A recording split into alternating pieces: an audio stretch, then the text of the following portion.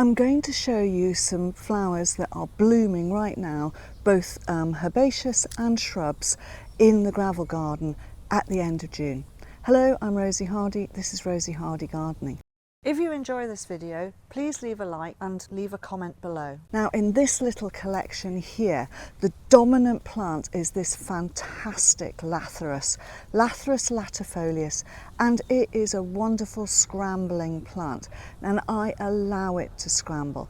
It is allowed to go from where it is planted, scramble its way through. It's holding itself up on the Stipa tenuissima here at the moment, which is also in full bloom, but you know, with a grass you don't really think of it as being a flower so much as just being an entity that is wafting away in the breeze. So it is holding these up at the moment, and it is great. Now, it does self-seed around a bit, and I don't actually deadhead it, but what I do is I make sure if I've got too much of it, I will pull it out.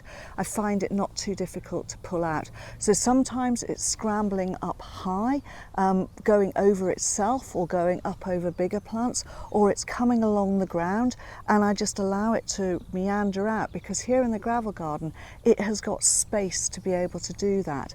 This is an area of the gravel garden at the top of the bank, and it gradually slopes down behind me. But you've got in the gravel garden this idea where there are lovely bits of planting, then there is a calm lower space. So behind me here there is a pathway through, then there's another lot of planting, then there's a calm space, and that is what I like to have in here, because it means that you get seasonality within the actual garden itself. But I do love this. It's so bright pink. It is a fabulous colour. It flowers and flowers and flowers, and if it's getting just a little bit out of control and there's an arm going in the wrong way, then I just cut it back down to the ground, take that bit out and leave the rest of it going. So it is great. These arms will get anywhere between 6 and 8 feet, so they'll go at least 2 meters, if not a little bit more.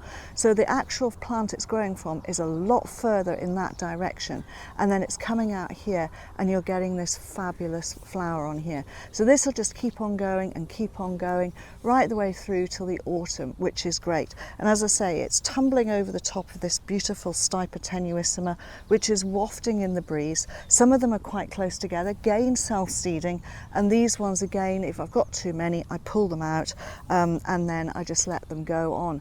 But there's another really lovely one growing in amongst this, and this is this Linaria, Linaria purpurea. Now, I can't grow Verbena bonariensis in the rest of the gravel garden, so I use my Linaria purpurea for my little purple pops around the place. At one stage I pulled out too many and I didn't have enough in the garden. It's just starting to come back again. I don't want it to be too strong, but I love the fact, but again remember it's a self-seeder, so whenever I see it and there's too much of it, I will pull it out. I pull it out when it's small, but even when it's larger plants, it's actually quite easy to grab it and pull it out, and it will come out and then you don't get it regrowing. So that's something to be loved about it. But it's a lovely spike, it's a lovely purple pop, so that all looks great mixed in amongst here. And if they're in the wrong place, they get pulled out, and if they're in a place where I don't want them to self-seed too much, then I will cut the flower heads off to stop them from self-seeding too far around in the area.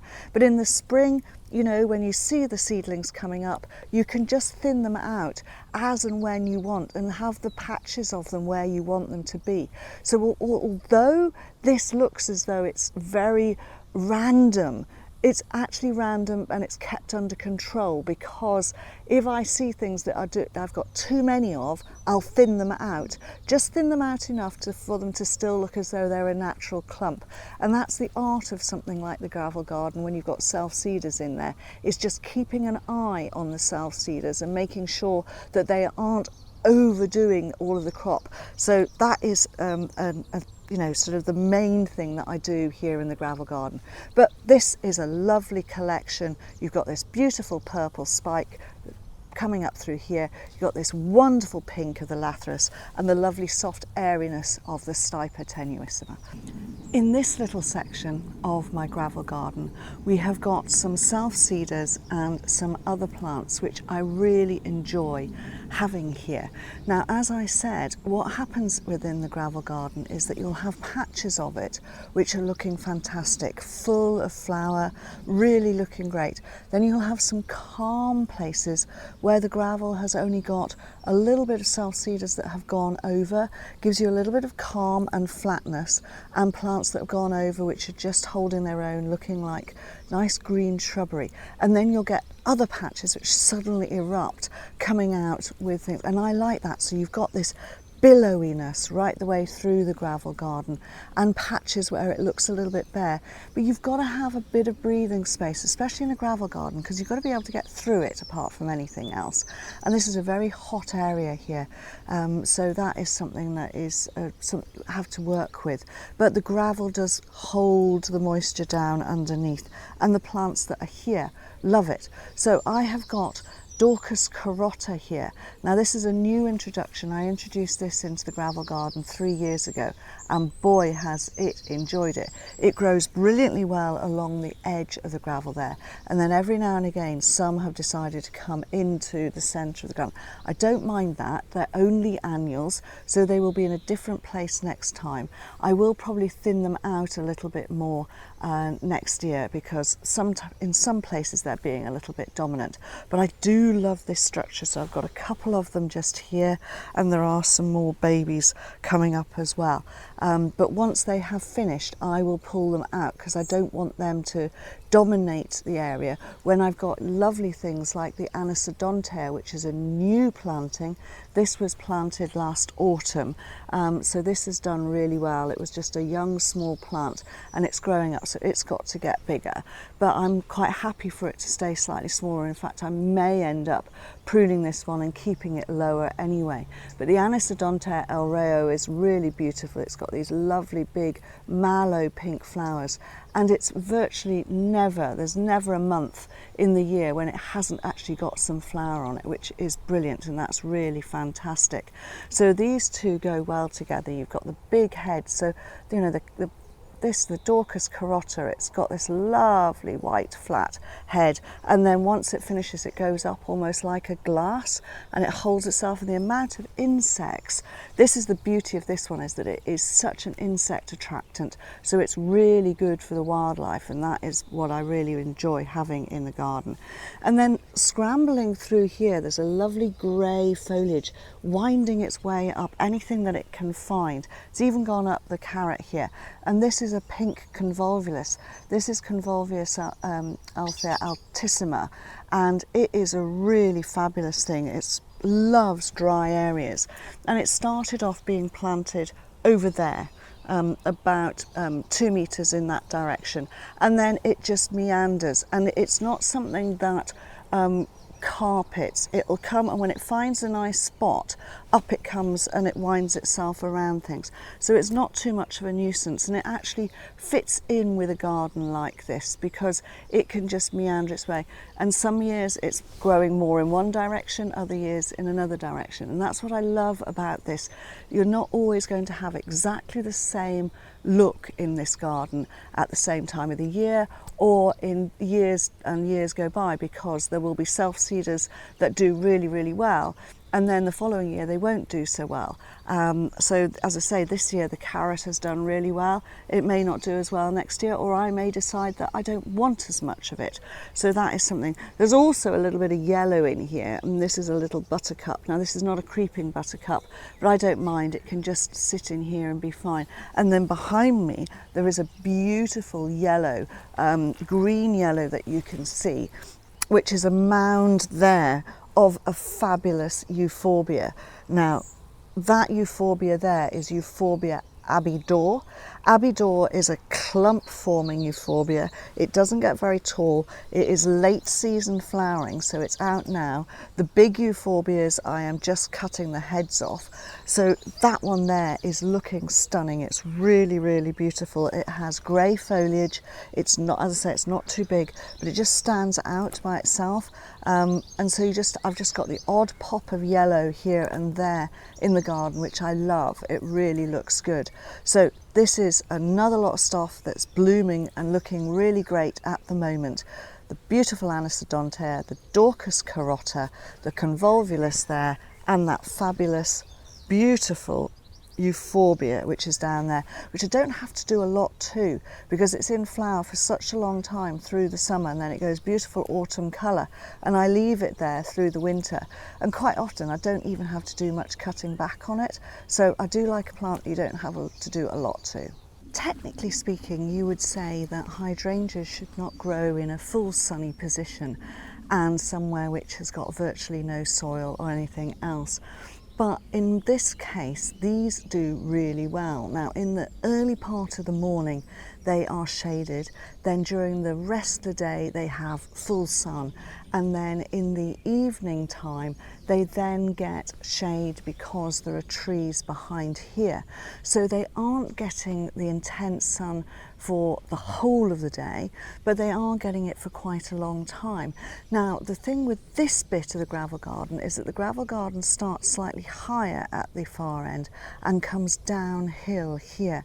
And when it rains in the autumn and the winter and the spring, this is like an absolute lake down here. So hence they get a huge amount of water in there, and it stays. So it actually stays quite moist underneath in here. But it does mean that during the summer months it then dries out, so they don't get that exuberant growth. So for instance, this is my Hydrangea Annabelle here, and the heads on here are much smaller than they would be on Hydrangea Annabelle in a good border, for instance. So that has kept, and I actually like it because I get many more flower heads. And yes, I forgot to take the old dead heads off this year, but I actually don't mind it. I quite like the look of that skeleton there and then the flower coming through. I won't leave it again like that, but it was just I didn't have time to do it this year because they really should have been taken back. But at the moment, this Hydrangea Annabelle is only growing to just under 1 metre high, so that is 90 centimetres in height. And then it's got masses, I mean there's got to be at least 100 blooms on here, really tons and tons of flower, but none of them are really big, so that is great. Also what it does, being in this slightly poorer area and being drier through the summer, the leaves are not as big. So the whole plant is holding itself up, it's not staked, and that makes it really good. So sometimes treating the plants a little bit meaner gives you that opportunity to have something growing in an area where you wouldn't expect it. So and as I say, I rather like this tapestry of the fact that you get the green bud, you've got the creamy open flowers here, and then you've got the spent flowers, that grey, that sort of ghostly colour in the back there. So that is quite a good combination. And then next to it, I have my other hydrangea, and that's my Hydrangea quercifolia. Now the Hydrangea quercifolia has these beautiful oak-shaped leaves, and then the flower heads are a completely different shape to what you've got on Annabelle. So Annabelle is a round flower head, and these are a panicle, so they are completely different. The individual florets are the same, they are 4 bracts, but the actual shape and the component and the way the flower head is made is different. Now the beauty of the oak-leafed one is the fact that it's a bit higher. So this one's going up to probably 1.50 m, just about 5 feet, and then it is spreading to probably exactly the same. The Annabelle is probably, what did I say, 90 centimetres, but it's spreading to probably 1.20 m in there and doing that. So much more open and a different shape with the quercifolia, and that one I prune every other year. So every other year it will get a pruning. I do take the dead flower stems off it every year, but I don't actually prune it right the way back or give it a tidy up prune. Only do that every other year, and that way I get some really beautiful shapes on it as well. And the beauty of that one is that when you get to the autumn you get fantastic leaf colour on it as well. So that is really good. So this is a great, yes, the two hydrangeas are the same colour, but because of the different shape in the leaf, the different heights, different shape of the flower, you get good contrast. And then growing underneath here is this beautiful little Indigofera. This is Indigofera kirilowii, and this is running around underneath here because that's what Indigofera kirilowii does. It's a herbaceous shrub, so basically what it means is it puts woody growth on. It will regrow from some of the lower parts of that woody growth, but it also regrows from below ground level and spreads along quite nicely. So this one will give me 2 lots of flowering. This is its first flowering, and it tends to flower low, and then it puts on new growth and that then flowers, so you get a continuity of flower coming out. Lovely leaf on here with a contrast on the stems as well, so that is great and it just fits in there. So that's coming up to 2.5 feet, so something about 70-75 centimetres in height, but spread wise it's going somewhere around about 2.5 feet as well, 75 centimetres. Just loving it in here. And this one, you know, once it's finished flowering and it goes bright yellow for the autumn, once it's lost all of that, I leave everything there, and then in the spring I just go through and the old stems just snap off, so that is really quite good, so you don't have to worry, because quite often I leave some of the old stems just as a little bit of support for the plant to grow through. So that is a lovely little combination of blooms on shrubs now at the end of June. Lavatera. This beautiful Lavatera is a self-sown one. It's an olbia Rosea, but it's not one of the really tall ones, so it's just a hybrid which is a little bit shorter, but that is also due to the harshness of the conditions within the gravel garden here. It is really good against my Hydrangea quercifolia, and it comes up, and every year I will cut it back down once it has finished flowering, so around about September, October time this will get a cut back down to about knee height, so it's going to go right the way down into here into old wood, and then it will come back up each year. So this one has been in here for around about 10 years. It's probably coming to the end of its life. They don't live for a long period of time, but it is very free flowering. It's a really beautiful thing, slightly smaller flowers than you normally expect on the olbas, but it's really quite a good form, so I'm very happy with it being in here. It is quite upright in its growth rather than going out sideways, and I think that's just something you've got to look at when you're buying some of these things, is that sometimes they can be a wider habit and sometimes they can be more upright habit, but this one is very happy in this location. It's lovely and bright and pink. It does what I want it to do. It flowers and flowers and flowers. It copes with the situation that it's in, so I can't really ask much more for it, and I don't have to do a huge amount with it. You don't have to deadhead it. Occasionally you might get the odd arm which collapses, in which case you might just trim that off, but that would happen with any shrub. You know, they might get an arm which has got too much flower in it and they'll go down and they'll be really long and they might snap, so you might as well give it a cut back, and that is all that I will do with this. It gets visited by a lot of the pollinators. It's a really good plant for pollinators and beneficial insects, so that is also a plus for it. I'm really happy with it from that point of view, and as I say, all that it gets done to it is it gets a haircut, usually in the autumn. Sometimes it gets done in the spring, and it's taken down to around about 45 centimetres from the ground, and then it comes up and it grows up.